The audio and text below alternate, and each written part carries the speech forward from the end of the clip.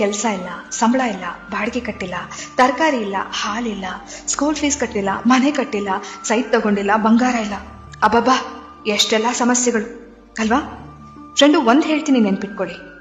ನಮ್ಮ ದೇಹದ ಆರೋಗ್ಯ ಎಲ್ಲಿವರೆಗೂ ಚೆನ್ನಾಗಿರುತ್ತೋ ಅಲ್ಲಿವರೆಗೂ ನಮಗೆ 1000 ಸಮಸ್ಯೆಗಳಿರುತ್ತೆ. ಯಾವಾಗ ನಮ್ಮ ದೇಹದ ಆರೋಗ್ಯ ಕೆಡುತ್ತೋ ಆಗ ಉಳಿಯೋದು ಒಂದೇ ಸಮಸ್ಯೆ, ಅದು ಆರೋಗ್ಯ ಸಮಸ್ಯೆ. ಎಲ್ಲ ಸಮಸ್ಯೆಗಳನ್ನ ಎದುರಿಸೋಕೆ ಮೊದಲು ನಾವು ಚೆನ್ನಾಗಿರ್ಬೇಕು.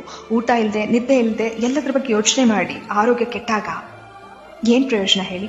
ಇವತ್ತು ನಾವು ಚೆನ್ನಾಗಿದ್ದೀವಾ? ಕೈಕಾಲು ಚೆನ್ನಾಗಿದ್ದು ಹತ್ತೋಕೆ ಇಳಿಯೋಕೆ ಆಗ್ತಿದ್ಯಾ? ಖುಷಿ ಪಡಿ, ದೇವರಿಗೆ ಕೃತಜ್ಞತೆ ಹೇಳಿ. ಆಮೇಲೆ ನಿಧಾನವಾಗಿ ಕೂತು ಎಲ್ಲಾ ಸಮಸ್ಯೆ ಎದುರಿಸುವಿರಂತೆ.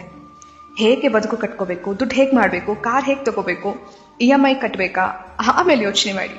ಆದ್ರೆ ಅದೆಲ್ಲದಕ್ಕಿಂತ ಮುಖ್ಯವಾದದ್ದು ಸರಿಯಾದ ಊಟದ ಕ್ರಮ, ನಿದ್ದೆ, ವ್ಯಾಯಾಮ, ಮನಸ್ಸು ದೇಹನ ದೃಢವಾಗಿಟ್ಕೊಳ್ಳೋದು. ಯಾಕೆಂದ್ರೆ ಆರೋಗ್ಯ ಸರಿ ಇಲ್ಲ ಅಂದ್ಕೊಳ್ಳಿ, ನಾವು ಇದ್ಯಾವುದ್ರ ಬಗ್ಗೆನೂ ಯೋಚನೆ ಮಾಡಕ್ಕೆ ಹೋಗಲ್ಲ ಫ್ರೆಂಡು. ಮತ್ತೆ ಯಾವಾಗಪ್ಪ ಹುಷಾರಾಗ್ತೀನಿ, ಮೊದಲಿನ ತರ ಯಾವಾಗ ಆಗ್ತೀನಿ, ನನ್ನ ಕೆಲಸ ನಾನೇ ಯಾವಾಗ ಮಾಡ್ಕೋತೀನಿ, ಎಲ್ಲ ಕಡೆ ಯಾವಾಗ ಓಡಾಡ್ತೀನಿ, ಇಷ್ಟಪಟ್ಟಿದ್ದು ಯಾವಾಗ ತಿಂತೀನಿ ಅನ್ಸುತ್ತೆ. ನಿಮ್ಮ ಆರೋಗ್ಯವನ್ನ ಜೋಪಾನವಾಗಿ ನೋಡ್ಕೊಳ್ಳಿ. ನಿಮ್ಮ ದೇಹವನ್ನ ಪ್ರೀತಿಸಿ, ರಕ್ಷಿಸಿ, ಆರೈಕೆ ಮಾಡಿ.